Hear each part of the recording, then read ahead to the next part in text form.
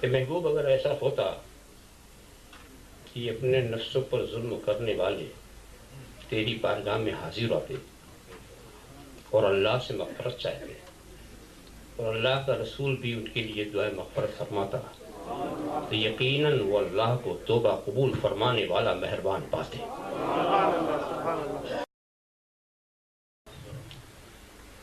سوال یہاں یہ پیدا ہوتا کہ کیا کوئی اپنے اوپر بھی ظلم کر سکتا؟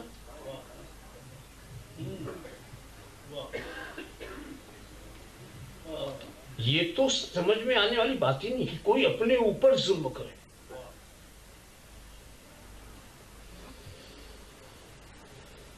کیوں؟ ہر انسان کو سب سے زیادہ اپنے سے محبت ہوتی.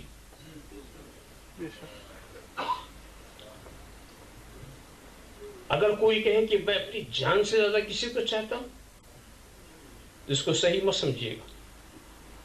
کوئی مصلحت ہوگی جو بلوا رہی. سبحان اللہ سبحان اللہ. سچی بات تو یہ ہے کہ انسان سب سے زیادہ اپنے کو چاہتا. تو جو سب سے زیادہ اپنے کو چاہتا ہو وہ اپنے پر ظلم کیسے کرے؟ کبھی آپ یہ سمجھنا چاہیں کہ کون سب سے زیادہ کس کو چاہتا ہے تو جب دو محبتوں کا ٹکراؤ ہوتا ہے تو فیصلہ ہو جاتا ہے. کہیں کسی مکان میں آپ کے بچے ہیں، اس میں مال بھی، اب بالفرض اس میں آگ لگ گئی. اب ہم دیکھیں گے اب بچاتے کس کو، اور وقت اتنا ہی ہے کسی ایک کو بچا لیجیے. اب اگر آپ نے بچے کو بچایا ہم سمجھ دیں گے کہ بچے کی محبت مال سے زیادہ. اور کہیں آپ خود پھنس گئے اور یہ سمجھے کہ ہم بچے کو بچانے جائیں گے تو بچہ تو بچ جائے گا، اندر جا کر ہم نے اٹھا کے پھینکا، کسی کنارے والے نے اسے تھام لیا مگر ہم نہ نکل پائیں گے، تو آپ گھر کے کنارے کا چکر لگاتے رہیں گے، چلاتے رہیں گے، اندر نہیں جائیں گے. اپنے جلنے کا جو یقین آپ کو حاصل ہو گیا، معلوم ہوا آپ اپنے کو بچے سے زیادہ چاہتے. تو جو انسان اپنے کو ساری کائنات سے زیادہ چاہتا وہ اپنے پر ظلم کیسے کرے؟ بلکہ میں تو یہ دیکھتا ہوں کہ جو دوسروں کو آپ چاہتے ہیں اس میں بھی اپنا ہی کوئی مطلب.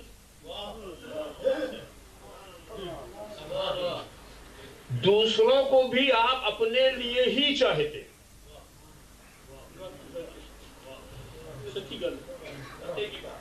اگر آپ اپنے بیٹے سے محبت کرتے ہیں تو کس لیے؟ اس لیے کہ یہ ہماری پیڑھی کا آسا ہوگا، یہ ہمارا سہارا ہوگا، یہ ہمارا نام روشن کرے گا، اس سے ہماری نسل چلے گی. تو بیٹے کی محبت میں بھی اپنی ہی غرض. اور اگر بیٹا آپ کو چاہتا ہے تو وہ بھی خوب جانتا ہے کہ بڈھا جو کچھ چھوڑ کے جائے گا مجھے کو ملے گا.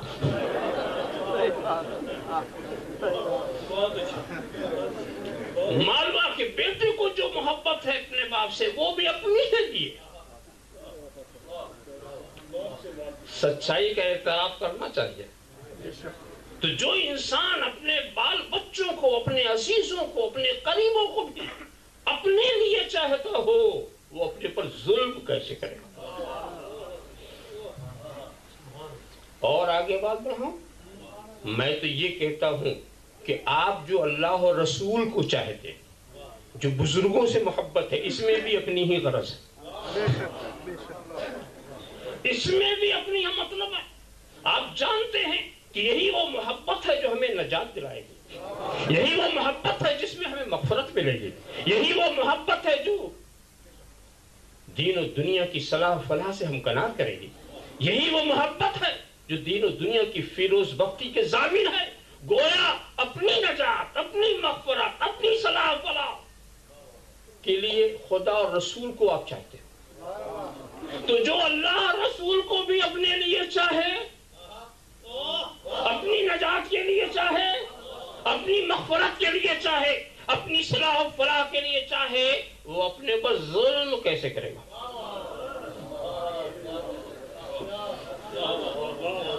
پہلے میں آپ کو سوال سمجھانا چاہتا ہوں میں اور ثابت کروں گا کہ آپ ظلم کر رہے ہیں. اصل میں مشکل یہ ہے کہ ظلم کا ایک مفہوم ہمارے ذہن میں عام طور سے جو کوئی آپ کا گھر جلاتا ہے, آپ کے بیٹوں کو یتیم کرتا ہے, عورتوں کو بیوہ کرتا ہے, تک اس کو ہم ظلم کہتے ہیں. یہ بھی ظلم ہی ہے.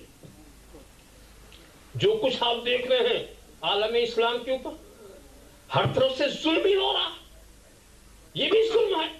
مگر آج میں ایک دوسرے ظلم کی بات کرنا چاہتا ہوں.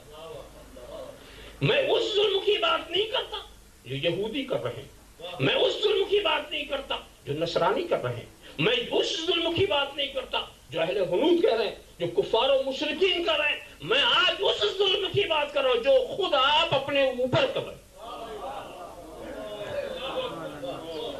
اس لیے کہ دوستو وہ ظلم جو اغیار کر رہے ہیں اس ظلم سے ہماری دنیا تو ضرور برباد ہوتی ہے مگر آخرت سنورتی ہے.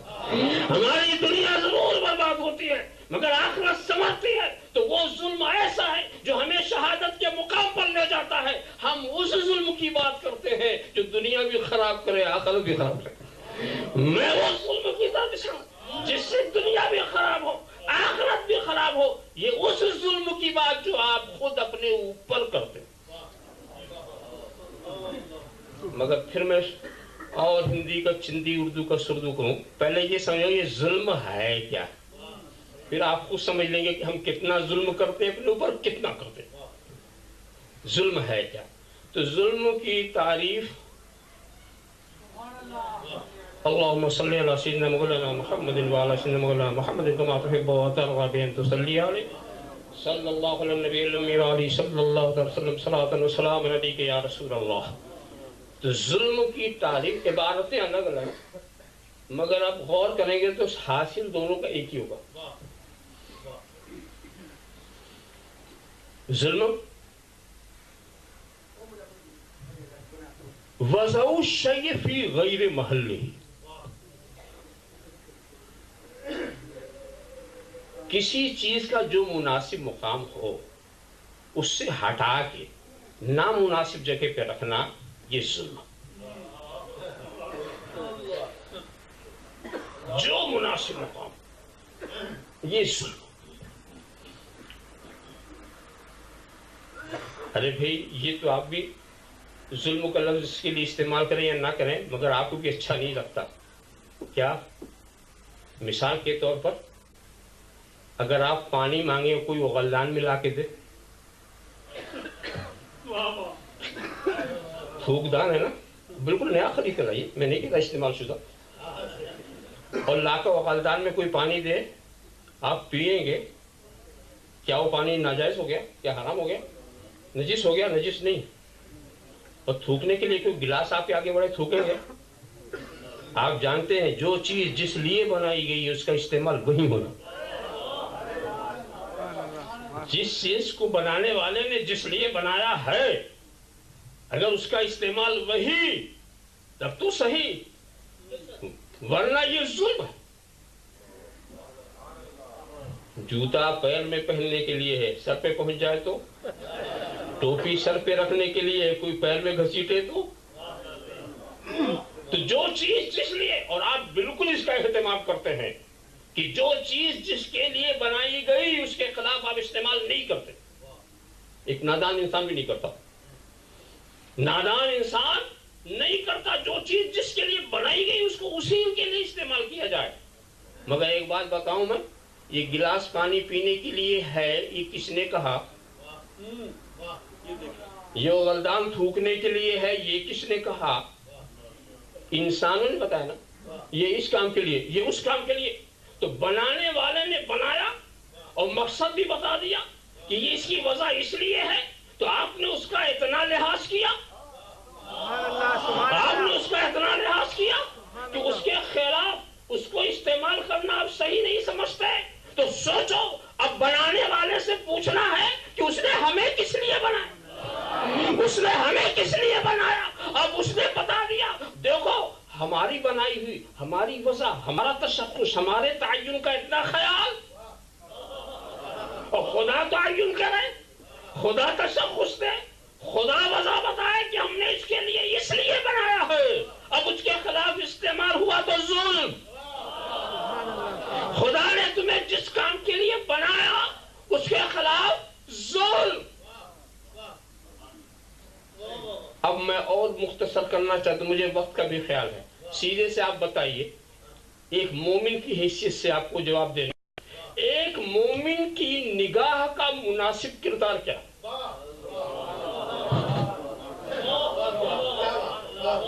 ایک مومن کے کان کا مناسب کردار کیا؟ ایک مومن کا عملی کردار کیا ہے؟ زبان کا مناسب کردار کیا ہے؟ مجھے ایک بتاؤ، مومن ہونے کی حیثیت سے مؤذن نے اذان دے دی، فجر کا وقت ہو گیا، اب تمہارا مناسب مقام کیا ہے؟ بستر یا مصلی؟ اب تمہارا مناسب مقام کیا ہے؟ بستر یا مصلی؟ اب اگر تم بستر پر پڑے رہے، مصلی خالی رہا، ظالم۔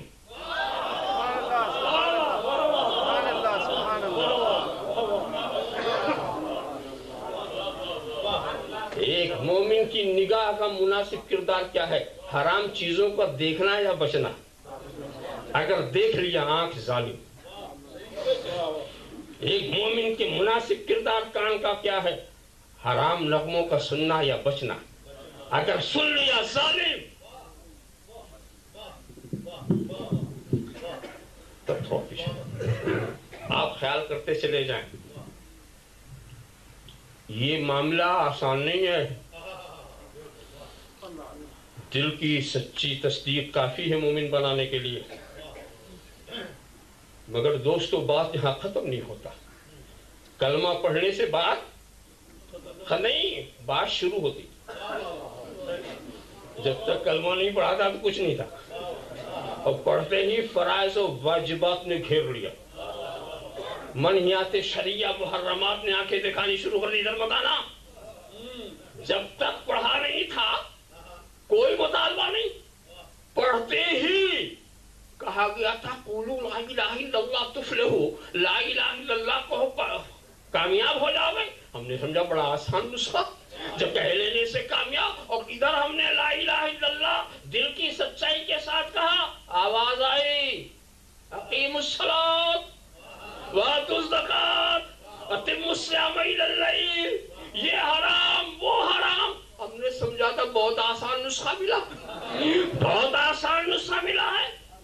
لوگ آسان سمجھتے ہیں مسلمان، لوگ آسان سمجھتے ہیں مسلمان ہونا۔ ارے مسلمان ہونا ویسے تو آسان ہے، مگر مسلمان بن کے رہنا مشکل۔ مسلمان بن کے رہنا، اپنے نگاہوں کو مسلمان بنا لو، اپنے کانوں کو مسلمان بنا لو، اپنے چہرے کو مسلمان بنا لو، اپنے دل کو مسلمان بنا لو، اپنے پیر اور ہاتھ کو مسلمان بنا لو۔ بتاؤ، جو نظر مسلمان ہوگی وہ حرام منظر دیکھنا چاہے گی؟ جو کان مسلمان ہوں گے وہ حرام نغمہ سننا چاہیں گے؟ جو زبان مسلمان ہوگی کیا حرام لقمہ قبول کرے گی؟ جو پیر مسلمان ہوں گے کیا حرام جگہوں پہ جانا پسند کریں گے؟ جو ہاتھ مسلمان ہوں گے کیا وہ دوسروں پر ظلم کریں گے؟ تو سر سے پیر تک مسلمان بناؤ، سر سے پیر تک مسلمان بناؤ۔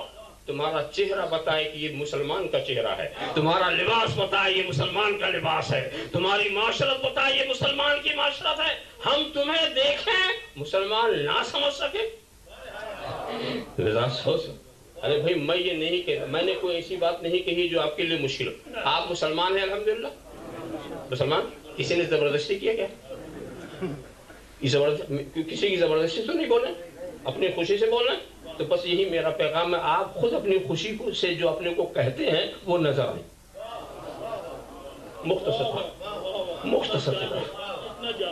جو آپ خود اپنی خوشی سے اپنے کو کہتے ہیں، ورنہ وہ آپ نظر آئے، ورنہ پھر پوچھو آپ اپنے کو دھوکہ دے رہے ہیں یا خدا کو دھوکہ دینا چاہتے ہیں؟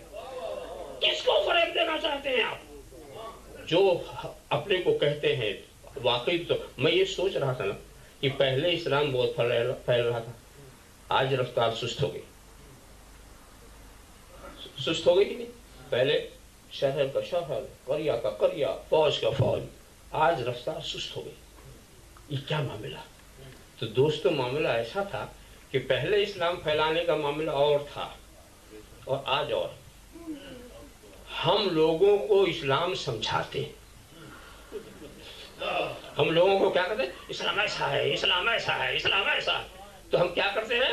سمجھاتے ہیں. پہلے کے لوگ اسلام دکھاتے تھے.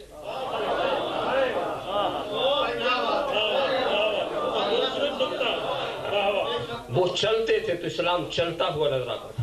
وہ بولتے تھے تو اسلام بولتا ہوا نظر آتا تھا. وہ بیٹھتے تھے تو اسلام بیٹھتا.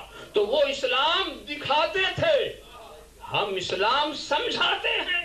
دیکھنے والے زیادہ ہوتے ہیں، سمجھنے والے کم. اس لیے اسلام پہلے پھیل رہا تھا. اس لیے اسلام پھیل رہا تھا. ابھی سمجھانے میں جس کی سمجھ میں آئے گا وہی تو مانے گا. اور جو لوگ یہ پہلے ہی سے کہہ کے سوچ کے بیٹھے ہم سمجھیں گے نہیں، ان کو آپ کیا سمجھائیں گے؟ سبحان اللہ. تو کہنے کا منشا یہ ہے دوستو، جو ہمارا ایمانی کتاب دیکھو تو اب تو ایک مسلمان کا مناسب مقام کیا ہے؟ ایک مسلمان کے لیے مناسب نظریات کیا ہے؟ مناسب عقائد کیا ہے؟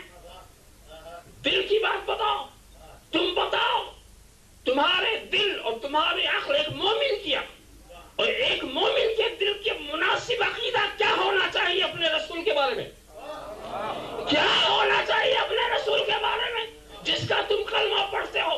اگر اس نظریے کے خلاف تو نے اپنے رسول کو اپنی طرح سمجھا تو ظالم.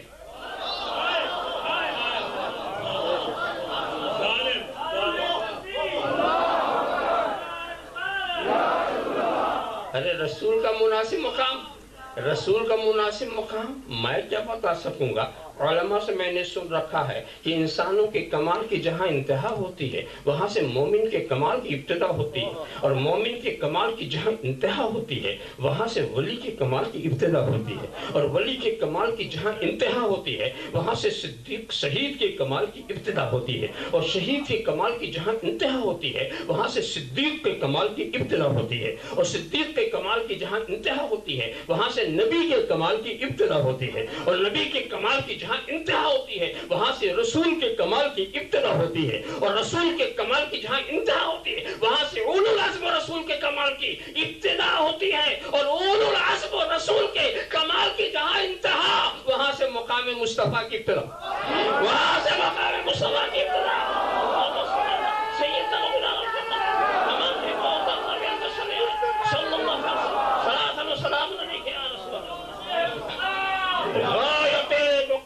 مصطفیٰ پیدا نیست، غایت مقام مصطفیٰ پیدا نیست. ارے بھی میں آپ کو بتاؤں اور سمجھنے کی بات ہے، آپ فرش پر بیٹھے ہیں نا، اس فرش کی انتہا کہاں ہے؟ کہاں اسٹیج کی جو ابتدا ہے وہ اس فرش کی انتہا، اور اس اسٹیج کی جو انتہا ہے وہ اس کرسی کی ابتدا. اب اگر فرش سے پوچھو کہ اسٹیج کی انتہا کیا ہے تو کہ میرے ہاتھ میں تو ابتدا میں انتہا کو کیا جانوں؟ اور اسٹیج سے پوچھو کرسی کی انتہا کیا ہے کہ میرے ہاتھ میں تو ابتدا ہے، انتہا کو میں کیا جانوں؟ اور کرسی سے میں نے پوچھ ہی لیا، کہا اس کی ابتدا بھی میرے پیر کے نیچے، اس کی انتہا بھی میرے پیر کے نیچے، اس کی ابتدا بھی میرے پیر کے نیچے، اس کی انتہا بھی میرے پیر کے نیچے.